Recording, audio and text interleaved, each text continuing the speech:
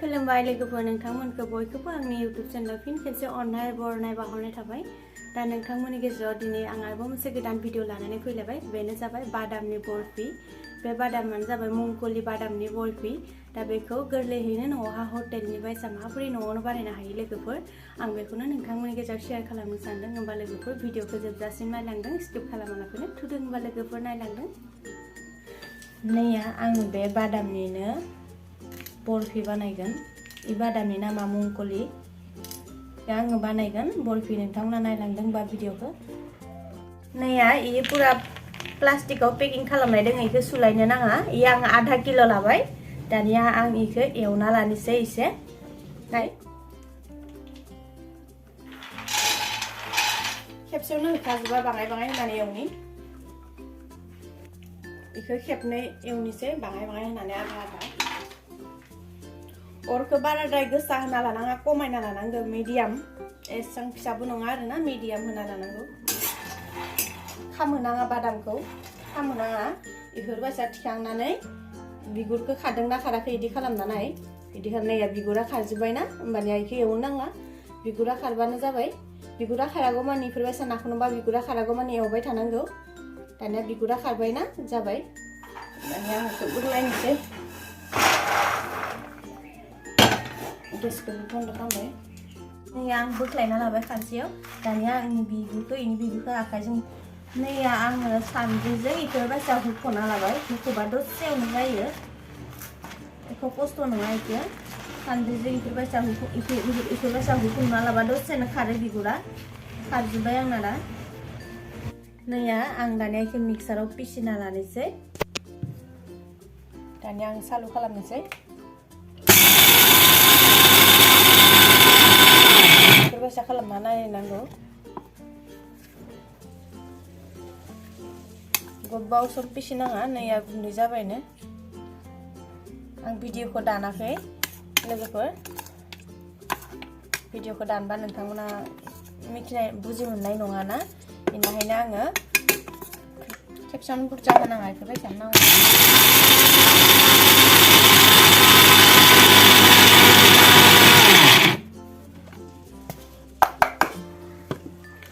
आं खेबसे फिदिंना एरना होनोसै।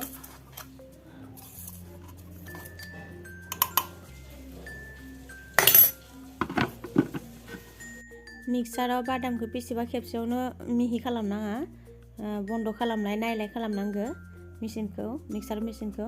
नहलेबा खेबसेयावनो पिसिनो सानबा गथाय बादामनियाव थाव ओंखारलांगोन। बेनिखाय बेफोरबायसा खालामनांगौ, नायलाय बन्द खालामनाय मेचिनखौ सालु खालामनाय खालामनांगौ। नैया बादामखौ आं इदि पिसिना लाबाय। दानिया आङो आधा किल' बादामावहा नैया इसोरनि मिडियाम खुरैजों खुरैसे मिल्क पाउडार होना लाबाय। दा इखौ मिक्स खालामना लानि। मिक्स खालामना लानि र'।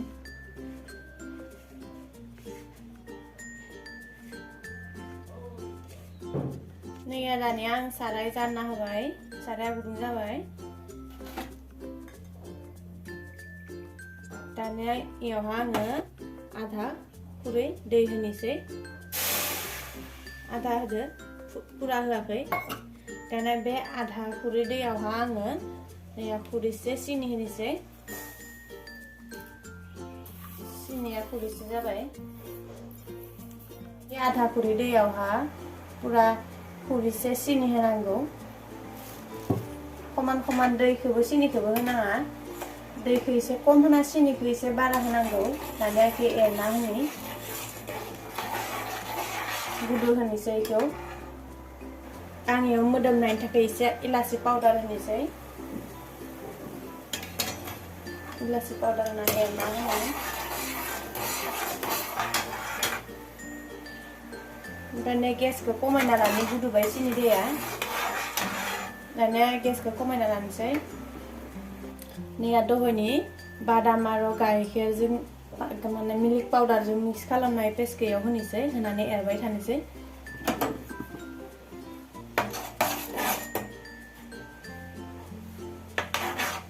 गेसखौ एकदम खमायना लानांगौ।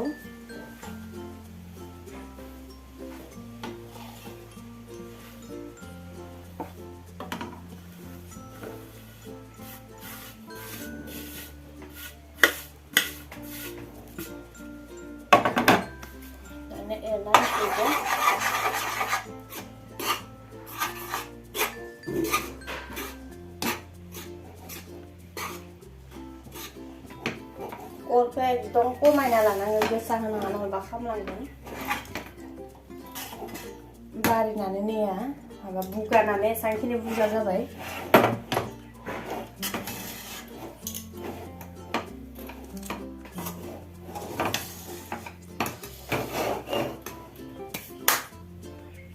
आखायाव एसे थाव होना लानि थाव होनानै नायनि लादु खालामनो हानाय जादों ना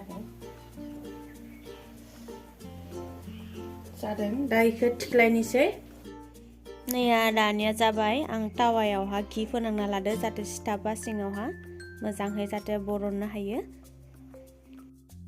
आङो तावायावनो बोख्लायबाय नोंथांमोना खानसेयावबो बोख्लायनो हागोन आं दानिया बेलनायाव मोजाङै घी फोनांना लाबाय जाहाथे बेलनायाव नाङा सिथाबा इयो दानिया इखौ इदि नाना होनोसै होमबासो खमान जागोन आं दानिया इखौ सिथाबना होनोसै मिथायाव होनाय होयो हटेलफोराव जेरै होयो इफोरबायसा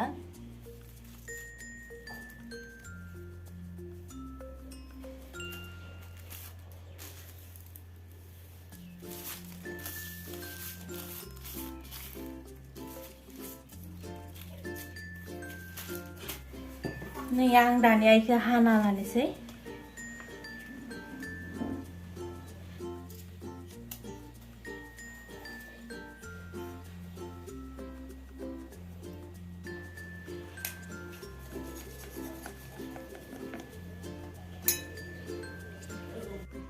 आं निमकी बायसा शेपाव हाना लाबाय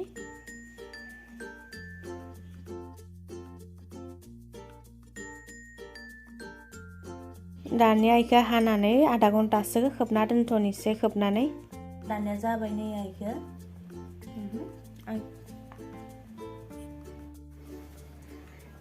नैया लोगोफोर आंना मुंगफालि बादामनि बरफिया जाबाय नायदों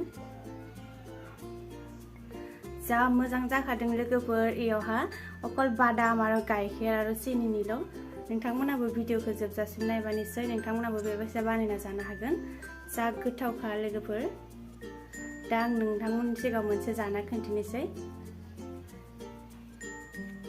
नैया लोगोफोर जानि आं मोनसे मा गोथाव जादों जाबायनो था न'आवनो बानायनानै जा गोथाव जाखादों हटेलनिखौ बावगारलांगोन नोंथांमोना इफोरबायसा न'आवनो बानायना जाब्ला हटेलनिखौ बावगारलांगोन जा गोथाव जाखादों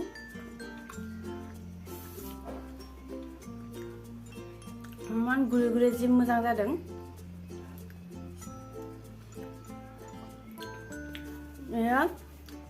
20 दिन 25 दिन हालासे दोनजागोन जेबो हामा जाया जोबोर गोथाव जादों लोगोफोर दानिया नोंथांमोना माबोरै मोनखो प्लिज आंखौ कमेन्टआव खोन्थाहर आरो जायफोरा आंनि भिडिअखौ गोदान नायदों प्लिज आंनि चेनेलखौ अननानै साबस्क्राइब खालामना हो शेयार खालामना हो खाथियाव थानाय बेल आइकनखौ दाबायना हो जाहाथे बेबायदिनो गोदान भिडिअ आपलोड होयोब्ला आंनि भिडिअ जाहाथे नोंथांमोननि गेजेराव सहैयो लोगोफोर आरो प्लिज भिडिअखौ लाइक खालामना दाबागोन होमबा नोंथांमोनजों नेक्स्ट भिडिअ लोगो मोनफिनसिगोन दिनैनि थाखाय एसेयावनो दोनथ'बाय बाय बाय लोगोफोर